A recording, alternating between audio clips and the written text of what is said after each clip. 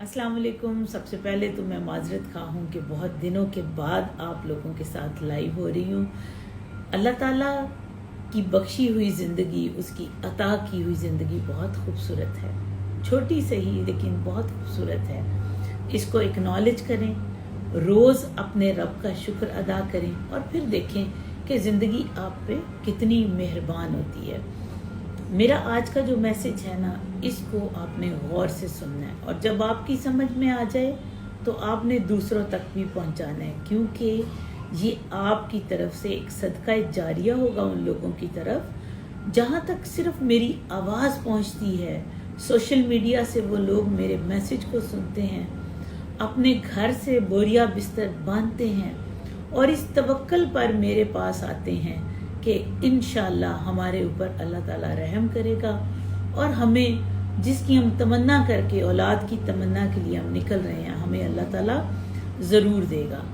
मेरी ये बात को प्लीज़ समझिए। जब मेरे पास यहाँ पर पेशेंट आते हैं, मैं अगर किसी को ये कहूँ कि जी आपका स्टेम सेल पॉसिबल नहीं है या आप अपना वक्त और पैसा बर्बाद ना करें, ये आपके लिए ठीक नहीं है, तो मुझे वो लोग पहले मेरे चेहरे को बड़े गौर से देखते हैं, फिर उनकी आंखों में एक बेपनाह किस्म की उदासी होती है, मायूसी होती है और वो फिर मुझे कहते हैं, डॉक्टर साहबा हम तो बड़ी उम्मीद लेके आपके पास आए थे, आप भी हमें मायूस कर रही हैं। तो प्लीज़ मेरी ये बात को पहले सुन लें, बजाय इसके कि आप लोग इलाक़ाए गैर से, दूर दराज इलाकों से, मुझे अफसोस होता है कि 2-2, 3-3 दिन की मुसाफत के बाद पेशेंट आते हैं। हालांकि मैंने किसी वीडियो में किसी जगह पे मैंने 100% नहीं कहा, लेकिन मुझे नहीं पता कि कुछ लोग जो कामयाब हो जाते हैं वो उनको ये तसव्वुर क्यों दे देते हैं कि ये 100% इलाज है। हमारे पास जब हमारा डे होता है कि हम बायोप्सीज कर रहे होते हैं, तो कल मेरा स्टेम सेल के बाद बायोप्सीज का डे था। काफ़ी लोग ऐसे खुशकिस्मत थे कि जिनके स्टेम सेल के बाद स्पर्म आ गए, लेकिन कुछ लोग ऐसे भी थे जिनके हमें स्पर्म नहीं मिल सके। अब जिनके स्पर्म नहीं मिले, उनका क्या कहना था, वो लोग मेरे इंतज़ार में बैठ के कि डॉक्टर साहबा जब आप फारिग होंगी हम बात करेंगे। समझ में आता है जी, आपको बिल्कुल बात करनी चाहिए, लेकिन बात यह है कि आपका ये कहना कि हमें फलां बंदे ने कहा था कि शर्तिया 100% इलाज है। तो प्रॉब्लम पता क्या बात है, जो लोग कामयाब हो जाते हैं ना, वो किसी दूसरे को ये ना कहें कि मैं कामयाब हूँ तो तुम्हारा भी 100% होगा। उसे कहें कि ये तुम्हारी किस्मत है, 52% चांस है तुम्हारा स्टेम सेल के भी भी स्पर्म मिलने का। अगर आप उनमें आएंगे तो ये आपकी किस्मत है, अगर नहीं आएंगे तो आपको सब्र करना पड़ेगा। आपने ये चीज़ सोचे समझे बगैर मेरे पास नहीं आना, ठीक है। दूसरी बात क्या आती है कि मेरे पास, अब मैं आपको बता दूं कि स्टेम सेल किन किन लोगों का हो सकता है। स्टेम सेल उन लोगों का पॉसिबल है जिनमें टेस्टिस जो हैं वो टेस्टिकुलर सैक में मौजूद हैं, यानी आपकी जो गोलियां हैं वो उस सैक के अंदर मौजूद हैं, तो आपका स्टेम सेल हो सकता है, मुमकिन है। अगर किसी के अनडिसेंडेड टेस्टिस हैं तो हम सबसे पहले एक डॉपलर अल्ट्रासाउंड कराएंगे। डॉपलर अल्ट्रासाउंड के बाद अगर उनका, हमें टेस्टिस, हमारा यूरोलॉजिस्ट कहता है कि मैं इसको नीचे लाने में कामयाब हो सकता हूँ, बेशक वो टेस्टिकुलर सैक में नहीं लाता, वो स्किन के किसी ऐसे हिस्से में करीब ले आते हैं, तो हम फिर भी आपका स्टेम सेल करने में कामयाब हो जाते हैं। और अगर किसी ने स्टेम सेल है यानी टेस्टिस ही नहीं है, तो उनका स्टेम सेल नहीं हो सकता। तो ऐसे लोगों को जब मैं ये कहती हूँ तो वो कहते हैं नहीं डॉक्टर साहब, हमें तो ये बात पता ही नहीं थी। तो प्लीज़ आप इन चीज़ों का पहले से देख लीजिए। दूसरी बात आ गई कि ख़वातीन किन में स्टेम सेल पॉसिबल है। ख़वातीन में जिनका प्री मैच्योर ओवेरियन फेलियर हो गया है, उनमें स्टेम सेल की पॉसिबिलिटी है।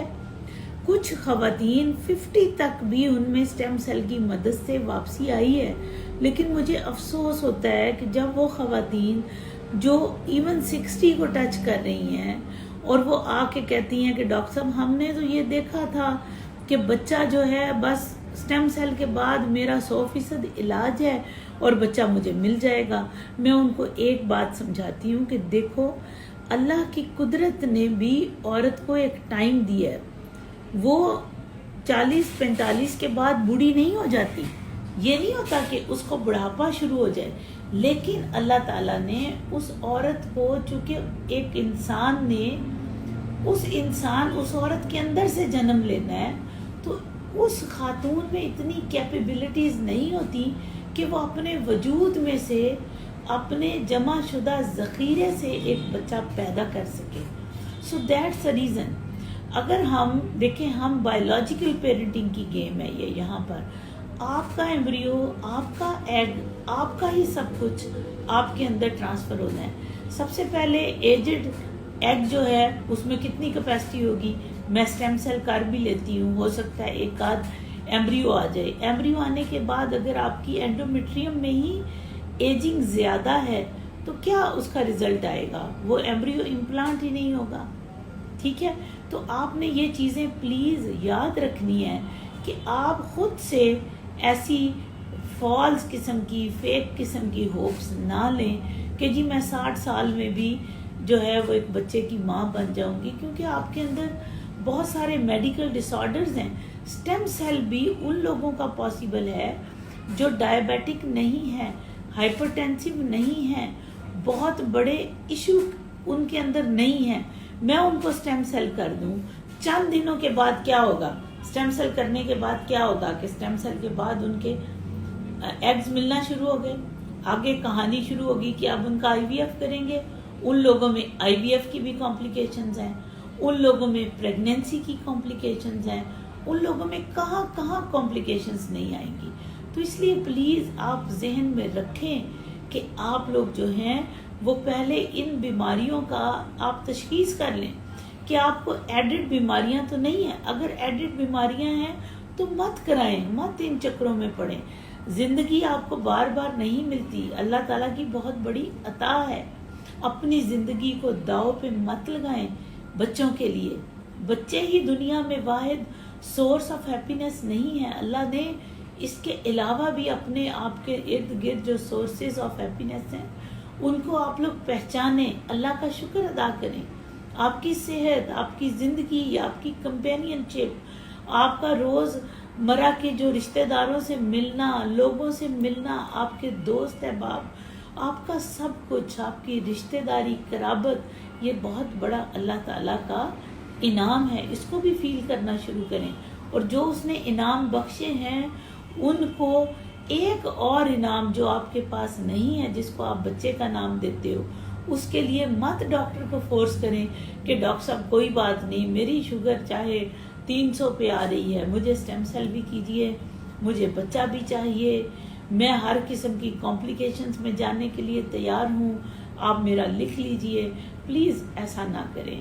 آپ کی زندگی بہت عزیز ہے, بچہ بعد کی بات ہے, آپ ہمارے لیے سب سے زیادہ محترم ہیں. اللہ تعالیٰ آپ سب لوگوں کا حامی و ناصر ہو, آپ کو ڈھیروں خوشیاں دے. تو جو لوگ بھی کائنڈلی سٹیم سیل کے لیے یا بایولوجیکل پیرنٹنگ کے لیے آ رہے ہیں ان کو یہ 1-2 پوائنٹس جو ہیں وہ ضرور دیکھنے ہیں. فی امان اللہ.